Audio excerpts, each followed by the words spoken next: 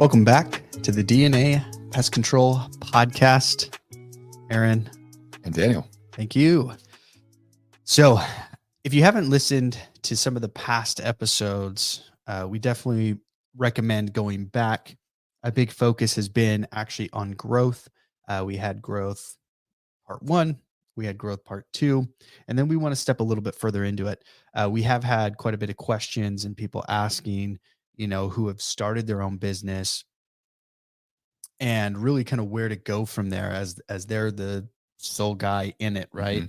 And I also want to throw out there during this episode that we're talking about is this isn't only going to help a guy who's by himself starting a business, but it's also going to be for guys who already have their business.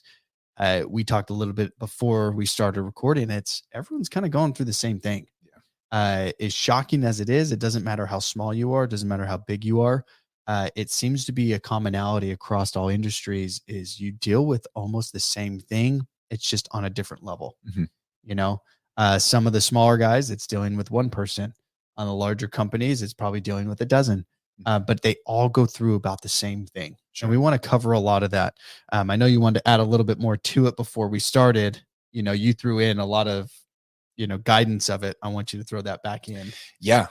We were coming up with this episode idea based on the last two for growth, like Daniel was saying, but I wanted to go over how to build a team for success, or at least what we've done in the past couple of years that's worked. And obviously this is going to be huge for the listeners and viewers for the Q&A and tell us if we're doing things right or wrong or what's worked or what hasn't. But,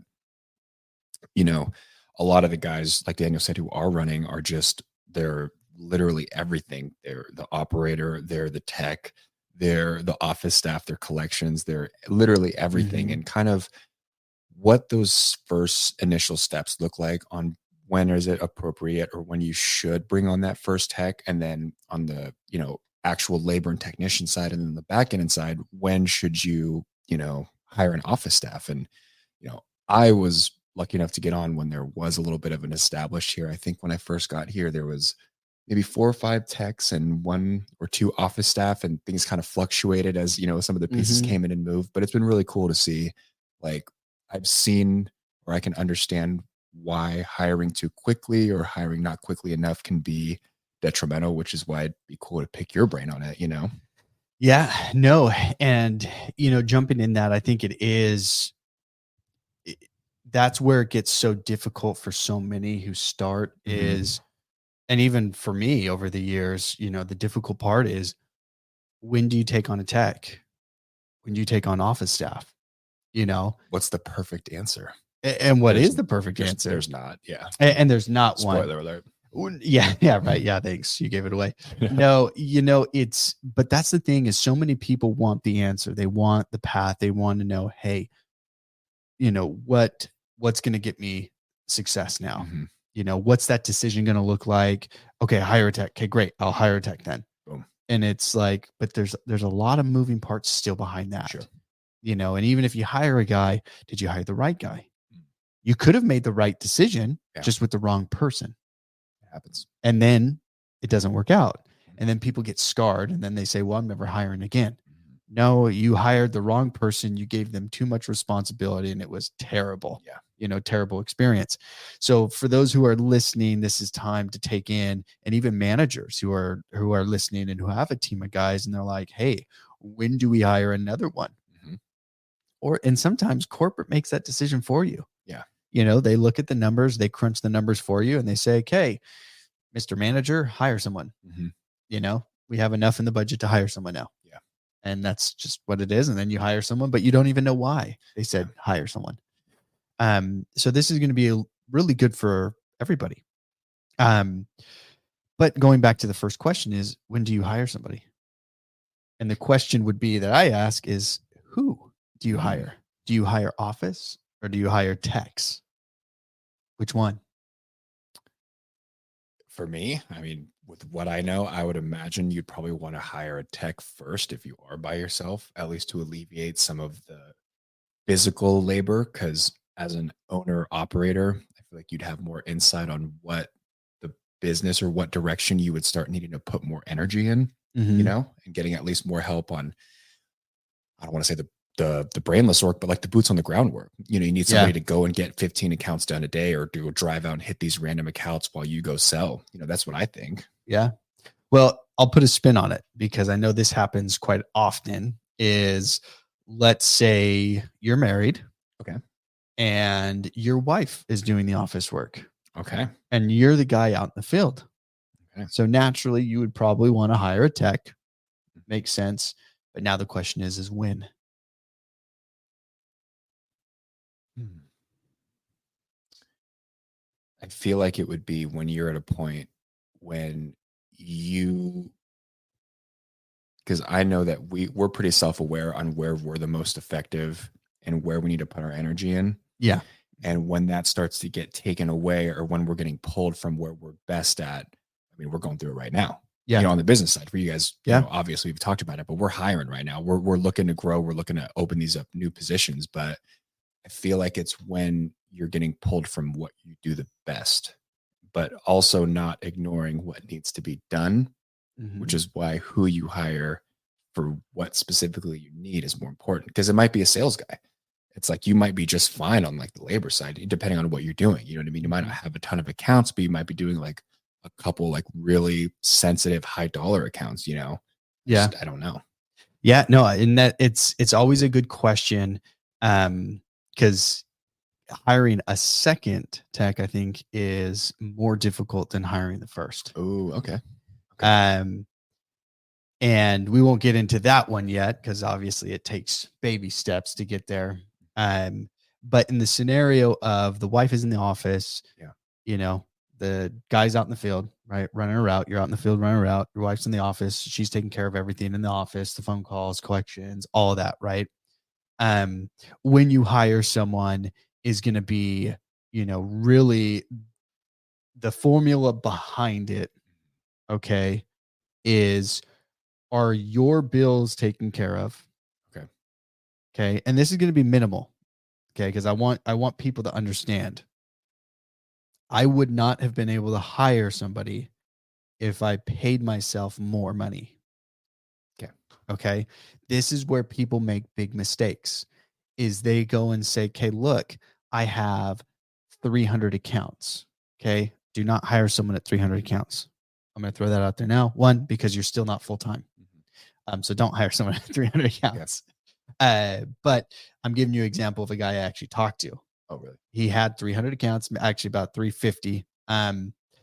He was doing about 150,000 a year on the good side. But after looking over financials and everything like that, he had his son on, but he was only paying his son like 25,000 a year, Mhm. maybe 30 a year. So it was on a very, very low end side. Yeah. And in that scenario, it hurts you more than helps because a lot of people think, oh, I'll hire my son off for cheap labor. Well, what happens when your son can't work anymore? Mm. What happens when he decides not to work for you? He doesn't want to because he found I can go actually make more money doing nothing, So why would I kill myself working for you when I can go do nothing and make more money? Yeah. Um, so then you get into this confusion of, well, I was only paying him like $8 an hour, Yeah. and I was taking the rest. Well, you can't pay a tech $8 an hour and expect them to do great work, So if you get into that bubble, it's bad. Okay. Um, but you want to get to the point where you have enough work to keep a guy busy Mhm. and you understand what you can do. But you need to know how much money are you paying yourself. Mhm. This was something that I had to be very, very good at and controlling of when I first came into the business Okay. was sweet. I have 40 grand in the bank account. We're making money. I can spend 40 grand in the bank account, Yeah, right? it's there. It's there. I can spend it. It's mine, you know? And it was understanding and separating pro serve, right? Mhm. Company's company. Yeah. I'm me, Yeah. right? So I'm who I am. Your company's who your company is. And that's where it sits. Right. That is a living being. Mhm. I am a living being. Okay. Those don't mix. Who I Mm. am and what that is, that's what it is. Mm. When you start to mix that and you say, well, that money's my money, I'm going to go buy $1 million home because we have 3 grand extra coming in. Because I can. So I can, right? That's where people are like, I can't grow. It's really tough to find someone. It's this and that. And it's tough to find someone because you're not willing to put the money into it. Yeah, you're not disciplined enough to check yourself on that. Uh-huh. You're not putting that in, and that's where a lot of people will have issues with Yeah. it. Even my wife, she's like, well, that's yours. And I said, no, that's not. That's not mine. And she'll say, well, yeah, it is. It's you're the owner. It's your company. No, it's not. Mhm. It's not mine. That is the company's. It's its What's mine is own. mine. It's a living, breathing being. I see. Exactly. And actually, that's how the government looks at it too. Yeah, That's why companies can get loans on the company that's a good point. and not in your name if you structure it properly. So, with that being said, though, is that's exactly what it is. You have to understand where that sits in controlling yourself. Mhm. So when I first came on, I didn't even take any raise. I think it was the first raise I took was like 4 years after I actually started it. Not bad. And even then it was very little. Mhm. It was like increments. Mhm. Um, I'll get into what I did and why I did it, but I won't Mhm. do that now. There was a method to the madness behind, um, you know, taking a little bit, but not too much. Yeah, I can see that. But it's because of the government and how they structure things. So I took advantage of it, but it was legal. It was very legal. It was not illegal. Yeah. But when you're in control, you can kind of see those things and you got to make those decisions. Mhm. So I didn't make any more money. All that money was getting funneled back into the business with the hopes of it's going to grow. Yeah. Okay. Now that kind of sucks too, because most people are like, well, what if it doesn't? It can happen, but it's probably not, because if you're pushing that hard and you're putting in the time, it will grow. Yeah. But getting back to the point at hand is you need to control how much you're paying yourself. Mhm. Okay. You're making 150,000 a year, gross out of the company. You have 300 accounts. You start getting up closer to, let's say 500 accounts. So you're Yeah. doing 250, 250. That's about when you can say, okay, let's hire another guy. Yeah. Okay. Because now you're getting to the point where your schedule is getting so booked, you are literally only out in the field. Mm. You can't even sell anymore. Okay. And if you want to do it, I would probably actually do it a little bit before that. So I would start looking for somebody probably at the 350, 400 account range, understanding. But once again, if I made the 150,000, I would be paying myself only like 40 grand a year. Mhm. If I can get away with less, I do less. If I was running my company out of my home, then I would pay myself even less. Yeah. Because the company's going to take care of some of those bills. So I'm going to lower how much I'm taking home. Right. But the reason why I do that is because then I have more cash to put towards hiring someone, advertisements, Yeah. growth. That's why I did it. I see. Right. It was, if I can restrict myself, yeah, it sucks, and everyone complains. I mean, that's why I have like zero tolerance for guys when they come in and they're like, we need more, going back to growth. Yeah. It's because I didn't give myself a raise. Yeah. These guys come in and they're like, well, I need more money because it's hard. And it's like, you think that's hard? You didn't see what I went through. Yeah. Yeah, that was hard. Right. Right. You're putting in a shit ton of work and Yeah. you're getting literally zero compensation for it.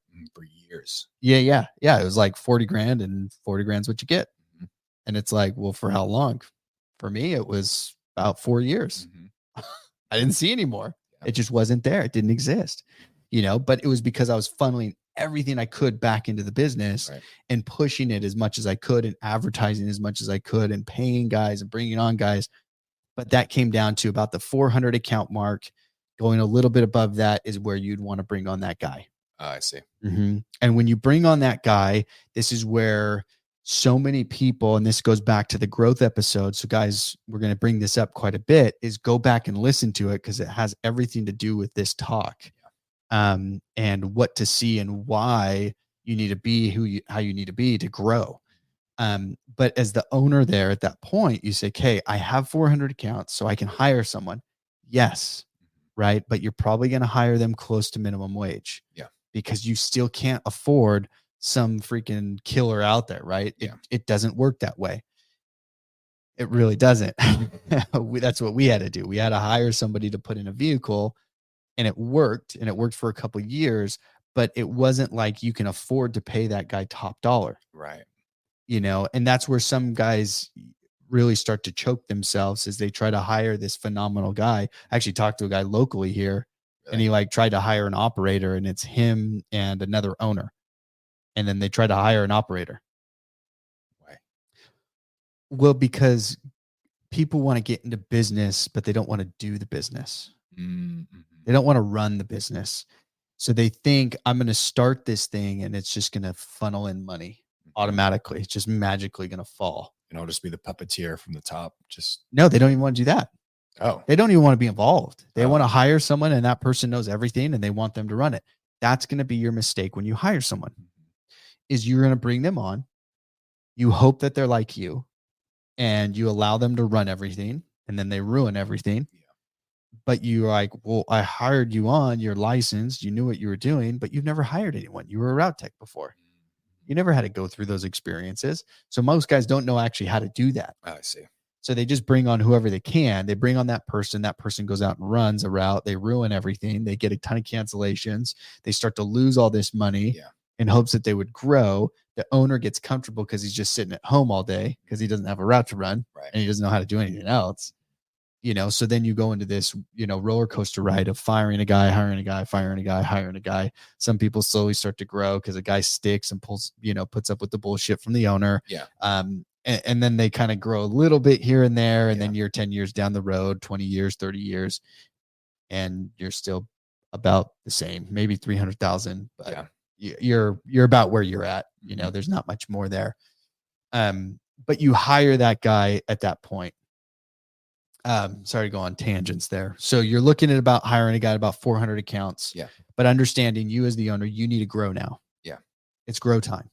You hired that guy on to alleviate your time so you're not running the route. Okay. There's a purpose behind it. You are now firing yourself from the route temporarily.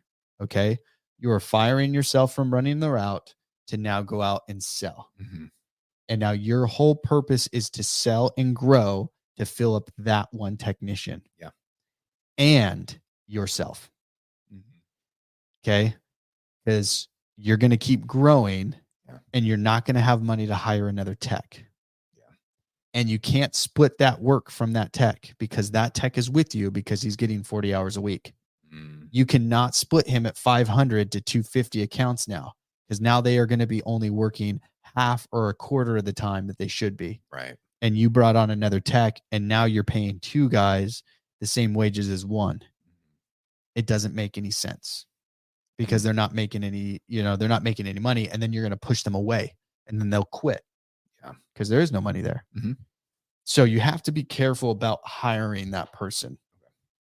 Does that make sense? Did I clean that up enough? No, it makes great sense. Okay. Is there a question there? What would you think someone would ask?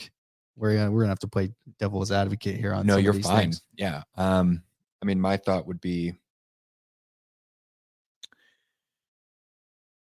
because you said you have to fire yourself, but you still have to be involved. I would think of, is there a better or worse way? I guess it depends on the caliber of person you bring in and how much you're willing to pay them. But the way you're making it sound like is hiring somebody to just do the basic stuff to alleviate that from you. But no, I mean, I don't really, it makes sense how you explained it. And see, this is the cool thing. While you were talking about those things, is there's some doubts. They say, well, why would a guy want to come on and work for me for minimum wage or things like that, or for cheaper rates, and I can give you a lot of reasons why. Okay. And if the guy's smart, he would actually stay on and stick with you through it because there's only room for growth. You're already at the bottom. Literally. I mean, you can't go further down. Yeah. You can only go up. Yeah. So when you start on with a company that's small and they're growing, you're going to be that person who grows with them. Yeah. If you keep sticking with that person and adapting and growing, yeah, your pay is going to be really crappy in the beginning. Yeah. Right? Naturally, just like his is. Yeah. He's not getting the cream of the crop. Yeah. He could probably go work somewhere else and make more money. Yeah. With more time and more freedom. Yeah. So you both have to be a little insane, at some way. level. Yeah. Understanding that this guy could actually make more money than he's making somewhere else than he is here. But he chose to do this. So there's got to be a future there. 100%. Not everybody's like that. So you choose wisely if you're the guy looking to go with somebody new. Sure. Also choose wisely when you're the owner, choosing another guy who's just as insane as you are. Right. Seriously. But the idea behind it is as you grow, more money comes in, pay starts to get there. Everything starts to get a little bit easier. Everything starts to get alleviated. And then it starts to get easier. Now, I will not say it's going to get easier as you go to Tech 2, Tech 3, Tech 4. It actually gets harder. Okay. And I think this is where it starts to kill companies too. But we won't get into that. Yeah. I want to just throw it out there and let it settle for a minute. Let it marinate. Yeah. Oh, yeah. Get in there. But that's where it would be. Okay. We start a company, we start to grow it, right? You're the tech, your wife's the office. She's doing everything on the office side, back end stuff. You're doing all the tech stuff. That's what you know. As you hit that 400 account mark, 350, and depends on your services. Yeah. Depends how much you charge and depends on how long those services take. Because some service and how frequent. Okay. I said 500 if you're going off of bi-monthly services every 2 months. If you're going off of monthly services, you can only do 250 accounts. A little bit more than that. If you're efficient, you can go through your day quick. Sure. But don't expect another tech to do that. So if you're going off of monthly accounts, I would start to hire someone at the 200 mark. So then you're getting ready to get that 250 to shovel off onto him. Yeah. And then now you're pushing for growth and you're looking to grow. Okay. And actually at that point, it gets really, really easy. And it makes a lot of owners very, very lazy because they don't have to work. I can see that. Yeah. But they're still making the same amount of money because they already restricted their pay if they did it right. Yeah. And so now I don't have to work, but I still get paid. Right. And that's where it gets really difficult for guys to get another tech because now when one calls out sick, you got to jump in. Yeah, that's true. You got to work and you got to do some stuff. But that's what I would do. Okay. And that's about a good number. But obviously look at your finances, look at everything. There's not a right answer. And this could definitely be a wrong answer for you if you don't look over everything properly. If you're charging nothing for services, you probably won't be able to hire someone until you're at about 600 accounts because you're charging so little. And that's another issue that guys get into is they charge so small of amounts when they start the business to get appointments on and get customers going that they can't even afford someone even if they wanted to. Yeah. And so now they're doing a lot of work with very little pay or a lot of pay for them if they take it all, but very little if they end up hiring someone. Sure. Because it's not going to work out. Yeah. Okay. But of course we want to go on the flip side, right? Let's say you are a tech. You don't have someone to run the office for you. So you're running the office. Okay. You're the technician. You're the salesman. You're collecting. You're doing everything, So from there, who do you want to hire? Do you want to go route of tech and hire a tech? Or do you want to go to the office? It's a great question. Yeah. I mean, you said you would go tech in the situation. Yeah.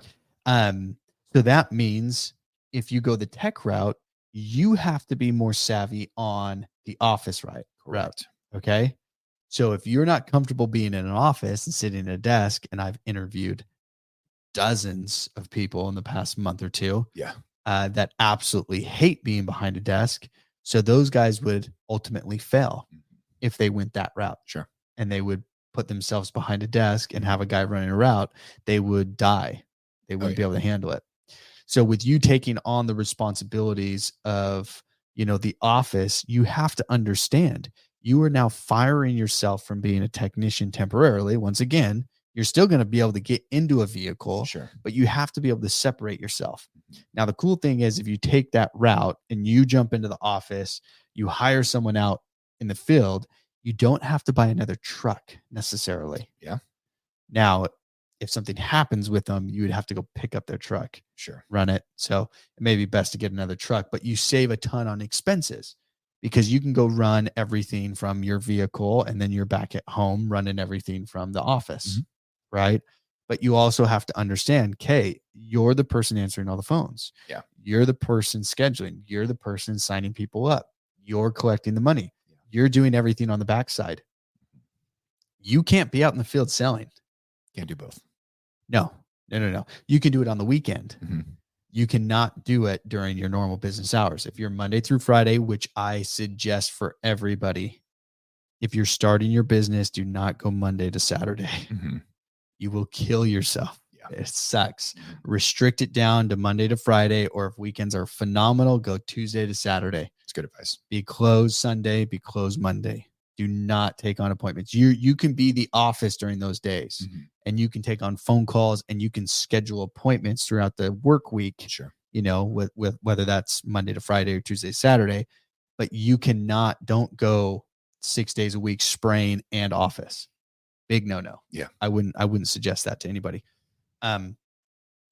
It's a big commitment and you're going to have to now do that forever. Yeah.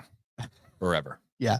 Because you're going to get some customers that are Saturdays only. And those Saturdays only, you can't just randomly take away or they're going to leave. Yeah. And if you get too many of them, that means you're losing $1,000, $2,000, and you can't afford that in the beginning. Nope. So you got to be strict with that. But understanding when I do decide to bring on a tech at that 400 mark or the 200 mark, or if you're quarterly, that's cool because you can actually do it even further. Sure. So you're looking at the probably 650 mark, 700 mark if you have quarterly appointments. Which makes sense. Which actually quarterly is not a bad way to go because you make so much money. There's a lot of money. So a guy can run 250 more accounts. So he could be running a route that's worth $300,000 to $400,000, which is awesome. If he's doing that 750 accounts, and they're on a quarterly rotation. Now, depending on where you live, it may not work. Yeah, a lot of callbacks in the summer, a lot of problems. Depends on the chemicals. There's a lot of factors there. So you got to choose your business model well when you start going down that path. Okay. Yeah. So that's why you get a lot of the door-to-door companies will do quarterly. And the reason why they do quarterly is they can put more accounts on less techs. Yeah. Like Aptiv is only quarterly. Yes. Yep. They're one. There's a few others out there that are only quarterly. Terminex will run a lot of quarterly accounts. And their business model is how many accounts can I put on one guy? I see. I see. Because then your profit margins skyrocket. So from that 60 just to 90 days, right? You get that switch, you can add so many accounts on a guy that it's like they can produce so much. You can actually start to afford better guys. You can pay them a little bit more. Now in our situation, quarterly's terrible. Those guys actually suffer out here because the second that summer hits, their services just dip. Oh yeah. And we get a lot of calls from them. So it depends on your area, depends on where you're at and what you can get away with. But usually 60 days is the sweet mark. That's where it should be at. We did 90. We have clients on every 90 days. And they've stuck through it, but majority of our customers that were every 90 days canceled. They didn't want anything because they're like, I can go with this company. They're going to come out every 60 days. So they just got rid of us. Yeah. So be prepared on that. So when you are in the office, understanding those responsibilities. Did I cover that well enough? You did. Okay. So clear on that is the path on what you want to take to go for a tech, or if you want, I guess that was us in the office. Let's take the other side, right? Correct. Okay. This one's always an interesting one. Because I actually went office side first. Kind of. Or more focused. Yeah. More focused office side. I was boots on the ground out in the field because, see, this is where it gets so difficult. So many guys. When you dive into the financials of it, um, and the very difficult thing you look at is, and this is where you get the blinders up. Mhm. You're in it, you're running, you're stressed, you don't have time to think, Yeah. you don't have time to really understand what's going on. It is literally just go, go, go, go, go, go, go, go, go. Yeah. And so when you look at the financials and when it comes out, it's going to sound bad. But when you actually internalize it and think about it and look at it, it's okay. It makes sense, but it's stupid. Yeah. And that was what was for me. Mhm. It made sense. Now I know it's stupid. Okay. Yeah. So you look at it is who produces the money? Who makes you the money? Well, the technicians do. Doing the services. Doing the services make you money. Mhm. You don't do the services, well, you don't make money. Right. So what I looked at is, okay, well, I can hire a guy and I hire a tech, and the tech can do what? 12 accounts, 13 accounts, 14 accounts. Yeah. You know, he can work Monday to Friday. Mhm. Most guys say they can work 6 days a week. Most guys say a lot of things. Exactly. My experience is, even with the guy that I did have on, I can work 6 days a week. Blah, blah, blah. I'm going to do this. I'm going to do that. Dude, he lasted 2 Saturdays in a month. And then he's like, I'm burnt out. I can't do this anymore. It's too much. Yeah. And it wasn't like I didn't, I paid him for the OT. It wasn't Yeah. like he did not, like, it wasn't It's like the he's money coming in wasn't for there. free. Yeah. Yeah. It's all there, but it's amazing how lazy guys are. Sure. So don't expect the tech that you have to do 6 days a week and do the same thing as you. But that's what I saw for me. It's like, wait a minute, I can go out there and I can produce $1,200 or more a day consistently, Extra. Yeah. 6 days a week. Dude, I'm the guy. All day. I'm going out there. I need someone in the office. I'm going to go out and produce. Yeah. I'm going to produce. I'm going to produce. I'm going to produce. Now, that's why it made sense not to care as much for the office. Mhm. The problem is your office is the first contact with every single customer. So you look at the techs and keep the techs on the road, keep the techs going, because that's generating the cash, that's generating the money. Mhm. You hire office staff, there's no cash generated that you can see on paper. Yeah. And that's so difficult for the guy to say, hey, I want to hire a tech and I'll be in the office. Because once you go into the office, you're not making any money. You're not producing any money. Yeah. So you want to be out in the field and you want someone in the office where you're like, it doesn't matter anyway. We're not producing anything. But it's so crucial when you get a good person in the office. So I moved that way naturally. I actually hired someone in the office and I kept running out in the field and I pushed the growth. I was out there in the field selling and doing everything. And some of you may say, hey, that's actually the route I want to take. I can still be out in the field. I don't have to worry about the office side of things. You still have to worry about the office side of things. Yeah, you do. Because at the end of the day, you're still running payroll, most likely. You're still looking at the bank account. You're still cutting the checks. You're still signing everything. If you find someone that you can trust, you could probably put them into that position, but you still have to oversee it. Yeah. Because if you let it run wild, they can steal money from you really, really easily. Sure. I never had that happen, but I've heard of people doing that and it happens. They start cutting checks for themselves.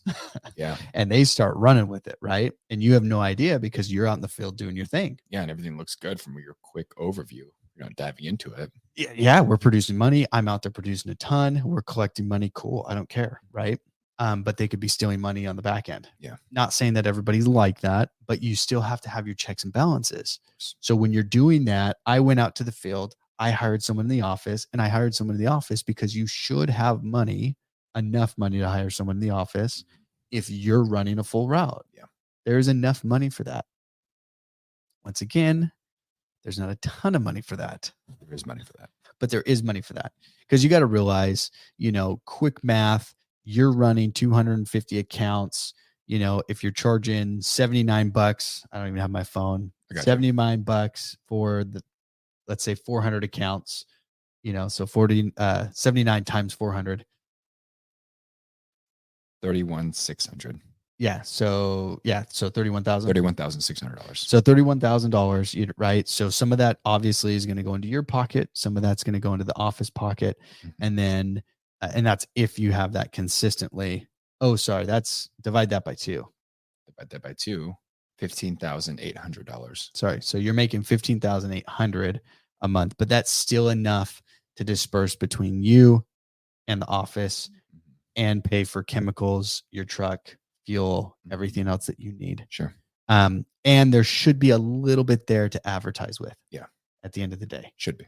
Should be. Depends on how much you're taking. That's where I say if you can get it to where you can take almost nothing, yeah, that's the best. Because then you're going to have so much to push for growth and feel for growth. Yeah. Now you have to do it smart and at the right time, but it can work out. I can see that. You know, but even when you're doing it by yourself, you probably wait to hire even office staff until you hit, that 300 to 400 mark. Okay. Because you're not going to be making enough. Yeah. To really hire somebody on full time. Yeah. And you may be able to hire someone on part-time if you want to slowly creep into it.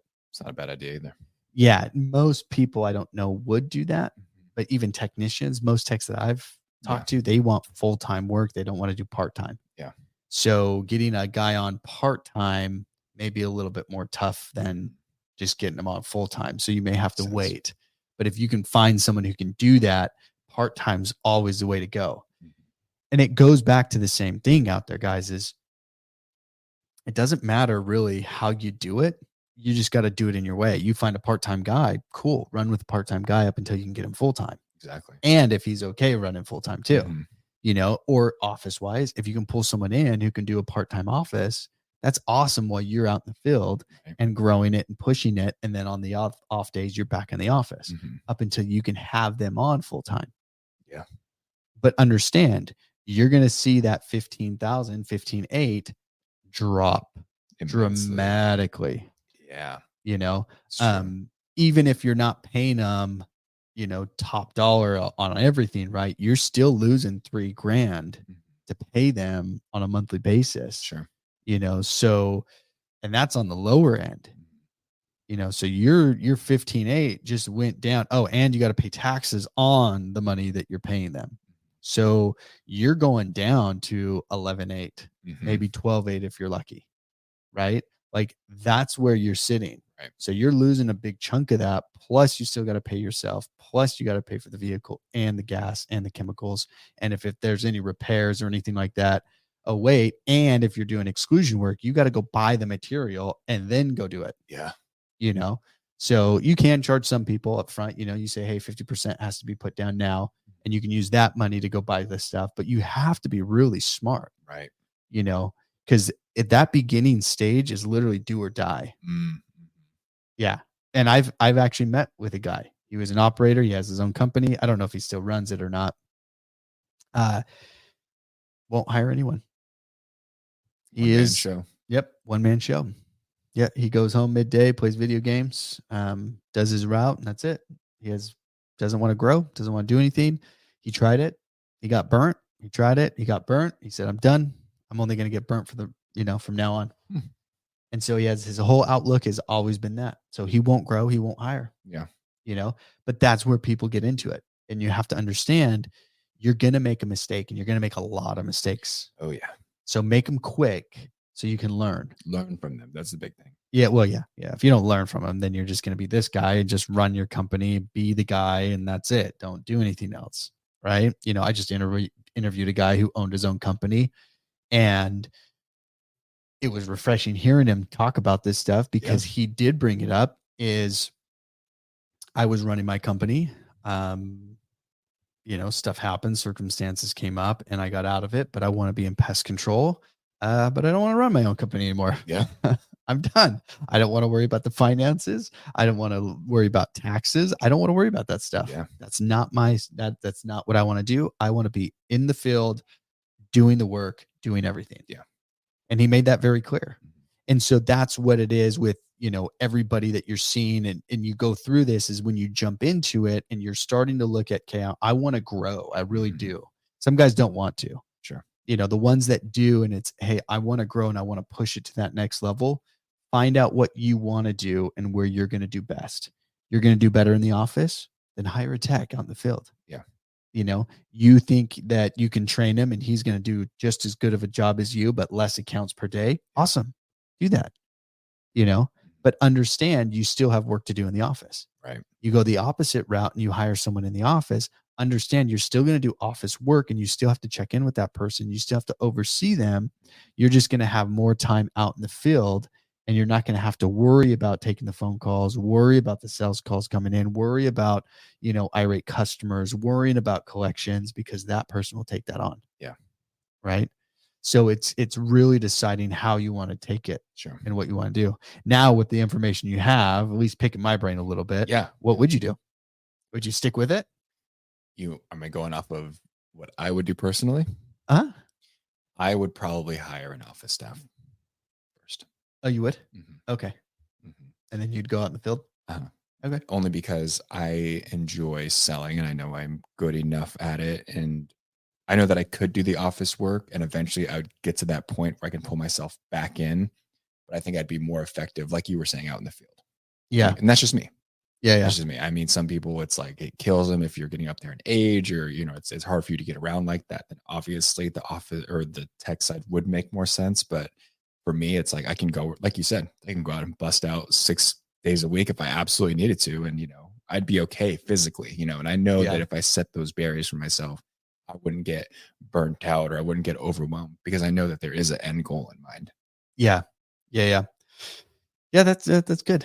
I think I would do it a little different than I did. Okay. I would probably pull myself a little further back on the technician side. Initially. I would, when I came in, a little background. So when I came into it, we had someone in the office that we couldn't afford. So they were getting out no matter what. We had to. Um, but then we also had a technician Mhm. that was he knew a lot. He knew a Yeah. lot, but I had to still be out as a tech. Mhm. But if I would to do it and go back and do it differently, I would have hired on a guy and I would have stepped into the office and taken over the office itself. Now, fast forward, I did that anyway. Yeah. We actually got rid of the office person. The guy who was out in the vehicle, the tech that knew his stuff, who was in the industry a long time, he moved. And so it was another tech, me, and I was the office because I was answering the phone calls while I was out in the field. Yeah. Now, the good thing is I had the phones routed to my phone and I had a tablet, actually I had a laptop. And so I was doing everything. I would stop, I'd pull over, answer phones, Just do on the go. everything. Yeah. Yeah, literally. And then I would do a couple stops and things like that up until we found someone to put into the office.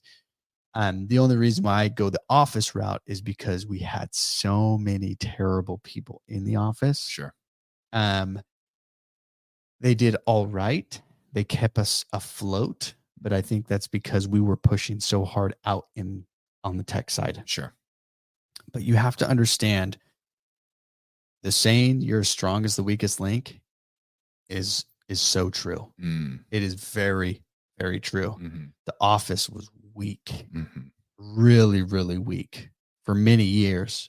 But the technicians, we were so strong on that side, but we could only be so strong with such a weak office staff. Yeah. So I was still doing so much office work and tech work. I was killing myself on every level. Right. Weekends weren't weekends. Weekends were office work. Right. And then really trying to clean up anything else I could. Yeah. So it's being prepared for that. But I would do it a little bit different on that. And I would focus on the office only to get the office work down and then hire someone really good. Yeah. That could handle it. And then I would go back out in the field and I would sell and I would do everything like that.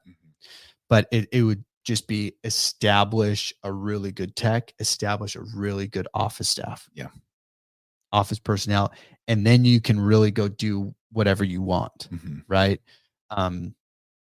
But hopefully that helps a little bit for everybody out there. It's kind of cool. Just a side note, because, I came in, I've been, with you for about 2.5 years, and hearing you like actually explain it out, it's like, oh, well, that makes sense. Is when that time is when you met me out in the wild, like not even in the industry. It's like, it makes sense why you wanted some help in the office initially. Yeah. You know what I mean? Yep. Yeah. But no, it does make a ton of sense. And when we were planning this episode, we had a million different things that we wanted to talk about. So we wanted to Yeah. do this as kind of like an intro for the guys out there who are looking to build that team for success. In the later episodes that come out, we'll kind of get into the more intricate sides of hiring the third, fourth tech and advancing those positions on the technician side and on the office side, where those some of those roles and responsibilities could divide. And I'm even looking forward to, a point that you were making is, when do you realize you're paying somebody too much or not enough? And when do the checks and balances come in? Oh, that's a good So I one. do want to save that for some later episodes, but I think this was a really good just jumping off point for the guys who are looking or who have been kind of doing their own thing, who've maybe brought in a tech here or an office staff here, or been trying to doing things on their own. I said it a million times. We're not geniuses. We're just going off of experience. So please, guys, you hear something. This is great for the Q&A this month. We want some input and some feedback because we will be diving into more of building the technician team, building the office team, and how it all coincides to be that growing, living being that we're trying to build here, Yeah, and honestly, and this is probably really refreshing for a lot of guys to hear, because they ask the question and no one's probably giving them an answer of when should you hire, Sure. how should you hire, what does that look like? And we want that out there is, don't overcomplicate it either. I think some guys get into their head of, what direction should I take? Look, they just said two different ways. And so, Yeah. well, what if I got another mix, and there's a different, there's so many scenarios, there's so many ways to do it. There's so many ways for success. There's so many ways for failure. There is. It's, pick what works for you and then go that route and just go 100%. Yeah. And just make sure you're learning along the way. That's really it. You're gonna screw up. You're gonna ruin a lot of things. Yeah. It's gonna happen, but that's okay. Even if someone was there holding your hand, you're still gonna screw up. They're just gonna help you get over that screw up a lot faster because they've already done it. Right. So be prepared for that, but it doesn't matter what path you take, but understand when it comes to paper, the money on the paper, what's that looking like, your profit and loss, seeing that's going to tell you a lot of what you can and what you can't do. Yeah. And diving into what guys are getting paid and when they're getting paid too much, we can talk about that as well. And we will. This is going to be part one of multiple episodes, getting into the business and into the growth side of it and eventually building a cohesive team, but we want to throw that out there for the guys who are starting, and with the summer amping up and with all the accounts rolling in, I'm getting a little overwhelmed. What do I do, and who do I hire, and where do I hire that? So I do hope that helps you guys out there. The guys that are building their company and they're looking for that next step. I hope that helps. I hope that helps a lot. I agree. And like I said before, the input goes such a long way, because it's not just us talking to you guys. It's like the stuff you guys give us, we put back in the episodes and we ask the guests that come on. So yeah, please, I know everybody, like you said, is dealing with a lot of the same stuff. Let us know what worked. Let us know what's great, what sucks, what you did, and maybe some success stories if you want to come on and be a guest. I mean, there's tons of ways to get a hold of us. Yeah. The easiest way is going to be our social media. So we have our Instagram, our YouTube, obviously our website. You can put questions directly in there. If you want to sign up and just be a guest, we can reach out to you to get you on the podcast. Like last month, we had tons of guests come in, but we wanted to do more on like the business side and growing in, like you were saying. So obviously we have episodes that come out every Monday and Thursday on whatever platform you're listening to, Spotify, Apple Podcasts. The notifications go on. You can do the auto download. Monday, Thursday, Instagram, YouTube, Facebook group is out now. But guys, stay tuned for the next couple episodes. And thank you again for listening to the DNA Pest Control Podcast.